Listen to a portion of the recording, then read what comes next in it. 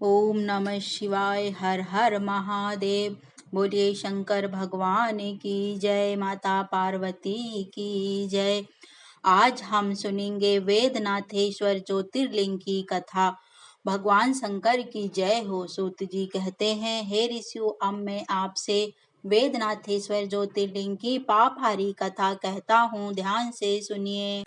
राज रावण, जो बड़ा ही अभिमानी और अपने अहंकार को प्रकट करने वाला था, उत्तम पर्वत कैलाश पर भक्ति भाव से भगवान शिव की आराधना कर रहा था। कुछ काल तक आराधना करने पर भी जब महादेव जी प्रसन्न नहीं हुए, तब वह भगवान शिव की प्रसन्नता के लिए दूसरा तप करने लगा। रावण ने सिद्धि के स्थानभूत हिमालय से दक्षिण वृक्षों से भरे हुए वन में पर एक बहुत बड़ा खड्डा खोदकर उसमें अग्नि की स्थापना की और उसके पास ही भगवान शिव को स्थापित करके हवन आरंभ कर दिया।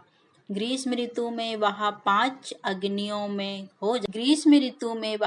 अग्नियों के बीच बैठता, वर्षा ऋतु में खुले मैदान में चबूतरे पर सोता और शीतकाल में जल के भीतर खड़ा होता। इस तरह 3 प्रकार से उसकी तपस्या चलती रहती। इस रीति से रावण ने बहुत तप किया तो भी दुरा आत्माओं के लिए, जिन्हें खींचना कठिन है, वे परमात्मा महादेव जी उस पर प्रसन्न नहीं हुए। तब दैत्यराज रावण ने अपना मस्तक काटकर शंकर जी का पूजन करना आरंभ कर दिया। विधि पूर्वक शिव पूजा करके वह अपना एक एक सिर काटता और भगवान को समर्पित कर देता।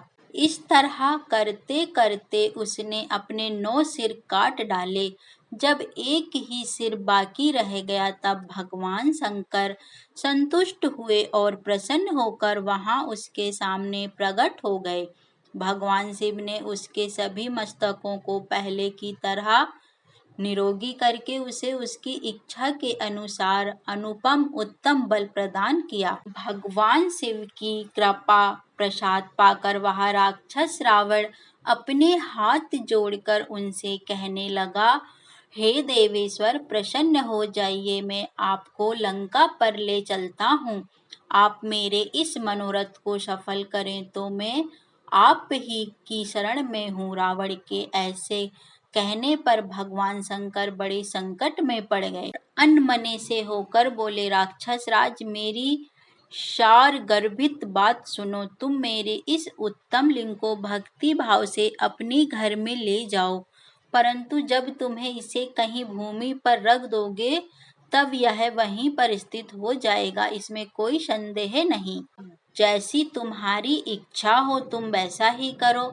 सूत जी कहते हैं, हे ऋषियों, भगवान शंकर के ऐसा कहने पर रावण बहुत अच्छा कहकर शिवलिंग के साथ अपने घर को चला, परंतु मार्ग में ही भगवान शिव की माया ने उसे घेर लिया और उसे लघु शंका लग गई।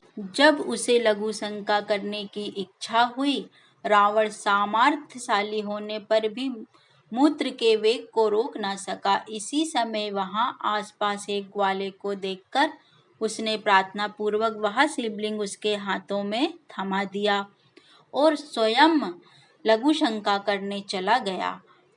एक मुहूर्त बीतते बीतते वह ग्वाला और शिवलिंग के भार से पीड़ित और व्याकुल होने लगा। तब उसने उसे पृथ्वी पर रख दिया।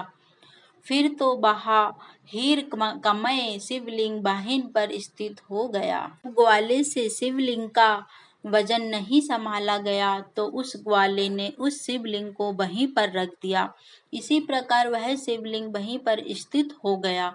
उसका दर्शन करने मात्र से संपूर्ण अभीष्ट चिंतन लोकों में वैजनाथेश्वर के नाम से प्रसिद्ध हुआ, जो सत्य पुरुष को भोग और मोक्ष देने वाला है। वह दिव्य उत्तम और श्रेष्ठ ज्योतिर्लिंग दर्शन और पूजन से भी सब पापों को हर लेता है और मोक्ष की प्राप्ति कराता है।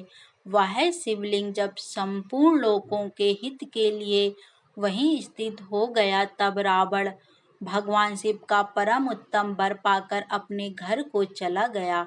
वहां जाकर उस महान असुर ने बड़े हर्ष के साथ अपनी प्रिय मंदोदरी को सारी बातें सुनाई। इंद्र आदि संपूर्ण देवताओं और निर्मल मुनियों ने जब यह समाचार सुना तब वे परस्पर सलाह करके वहां आए। उन सब ने भगवान शिव में अपने मन को स्थित किया। उन सभी देवताओं ने उस समय वहां बड़ी प्रसन्नता के साथ भगवान शिव का विशेष पूजन किया।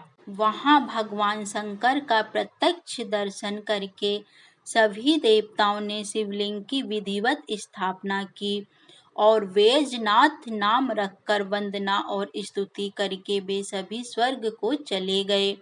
ऋषियों ने पूछा, हे सूत जी, जब वह शिवलिंग वहीं पर स्थित हो गया और रावण अपने घर चला गया तब वहां कौन सी घटना घटित हुई? तब सूत जी ने कहा, हे ब्राह्मणों, भगवान शिव का उत्तम वर पाकर महान असुर रावण तो अपने घर चला गया। वहां उसने अपने प्रिया से सब बातें कही और वह अत्यंत आनंद का अनुभव करने लगा। इधर इस समाचार को सुनकर देवता घबरा गए।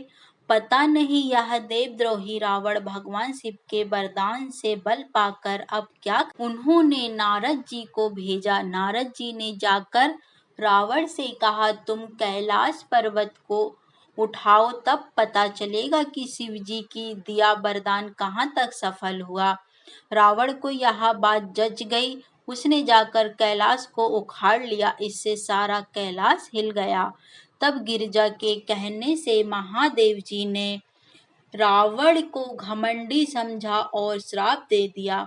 अरे दुष्ट, अरे दुर्बुद्धि रावण, तू अपने बल पर इतना घमंड ना कर।